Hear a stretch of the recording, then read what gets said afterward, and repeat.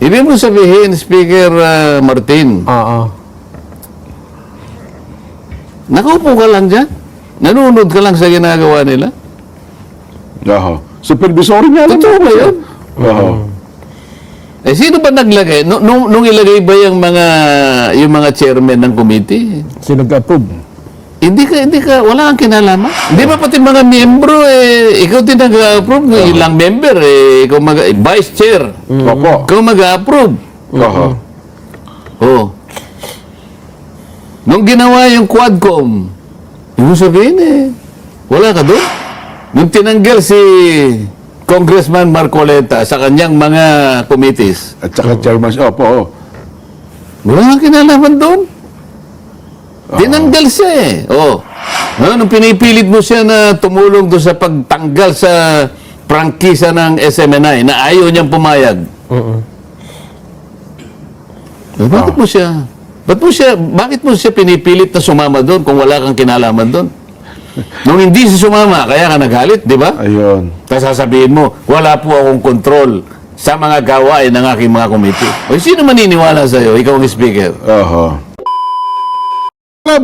Bagitin ko lang, Nelson, kumpirmado na pala by December 31, ito po yung balita na ito pa lang si Rosana Fajardo, Certified Public Accountant, ay magbibitiw na rin po bilang sa mga commissioner ng ICI. Opo, magiging epektibo daw po ang kanyang pagbibitiw sa December 31, taong kasalukuyan. Ayon po kay Fajardo, na kumpleto na niya kasi ang kanyang trabaho na sinimulan nang siya po talaga sa ICI. At binabanggit pa po niya na nakatuon ang kanyang trabaho sa ICI sa pagpapalakas ng financial oversight at pagsusulong po ng mga investigasyon sa mga proyekto ng infrastruktura.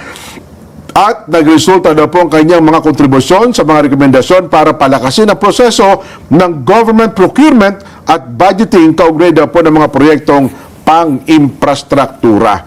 Ayun. At mukhang wala pa pong balita kung siya ay sino ang papalit. At si Singson wala pa rin palang kapalit, no? Hanggang ngayon? Wala sila, wala pa. Hindi kaya bubuwagin na ito next year, Sen? Kasi wala nang miyembro Kasi matitira na lamang dito si Andy Reyes at saka yung dating PNP chief. Brian Osaka. Brian Osaka naman executive director At saka yung pamalit kay Benji Magalong, di ba? Si yan.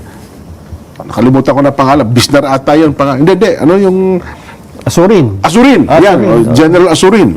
Pero si Babe Singson, wala pa pong kapalit. Mukhang hindi kaya parang hinahayaan ito na maubos na ng tao nila? Hindi ko alam din. Ako, ang alam ko dyan, nag-submit ng affidavit si dating Speaker Martin Romualdez. Ano bang gagawin ng ICI pagka gano'n? Pag nag-submit ka, babasahin mo lang? Oho. Okay. Ba't hindi ka makasagot? Dapat kung ano yung laman ng affidavit, doon mo susundan, di ba? Susundan. Kung ano yung laman. Tinatanong nila Halimbawa, nakalagay doon, wala po akong alam dyan. Hindi, tsaka ano din di ba? Akala natin maglalive doon sila ng hearing. Hindi nga po pwede. Puro executive session din po Kaya parang ang dating ng tao, parang naloko nyo lang. Pinaasa nyo lang kami, panonoorin na namin yung hearing. Mga tanong nyo, papakinggan namin. Puro pala ang request, executive session at pinagbibigyan naman. Di ba? Ang alam ko kasi dyan, maghahanap ka ng katotohanan. Hahanapin mo yung katwiran. Kaya mo inimbita yung tao o magpahayag ka ng ano. Hindi ka naman nahanapan ng salaysay kung hindi ka kasangkot sa inaakala nila, di ba? Opo. Nag-submit siya ng affidavit. Ganyan lang ba yun? Hindi ba siya tatanungin? Halimbawa. Wala bang formal hearing halimbawa at pagkatapos magtatawag naman sila ng ibang mga personas na magtatanong din sa kanya kung tama yung mga allegation niya sa affidavit. Dito nakakapagtaka dyan Nag-submit siya ng affidavit. Hindi ko alam kung binasa nila yung affidavit o hindi. Ginamit ba nila? Wala din daw po ata silang kapangyarihang yung subpoena power para pilitin yung isang tao yung Kasi ako, inimbitahan. nakakita ko ng kopya nun, binasa ko eh. Sinasabi roon, ang depensa ni Speaker Martin, Opo. wala akong kinalamanan, sabi niya, sa gawain ng mga chairman ng 80 committees ng House of Representatives. Wala akong kinalaman diyan. Oho. Ang katunayan na ako po ay walang kinalaman diyan ay ito pong mga tuntunin na nakasulat sa aming House Rules. Inisa-isa niya ron. So, Exhibit A, halimbawa. Meron lang po ako kanya na general supervision Sa 80 na yon. sa 80. Oho. Pero yung bawat isa sa kanila, wala po akong kontrol. Lalong-lalo na ang Appropriations Committee. Oho. Naniwala ka na lang ng gano'n, Jen? Ikaw, Nelson, halimbawa, ikaw si Andy Reyes. Andy Reyes. Opo. Ikaw naman si sino ka, Jen? Dave Simpson. Oh. Opo. Ganun lang ba yun? Sabi niya, siguro, ganun ho ba? Ay, naku, pasensya na kita, imbitahan pa namin kayo. Naabala pa namin. Magkape muna kayo. Pasensya pa, gumawa. Naabala pa namin kayo. Ito pala ang papel. Ibig mo sabihin, hindi mo tatanungin. Parang Te- on teka its muna. face, ano? Oo. Ibig mo sabihin, Speaker Martin, Oo. nakaupo ka lang dyan? Nanonood ka lang sa ginagawa nila? Oho. Supervisory nga lang. Totoo ba yun? Oho.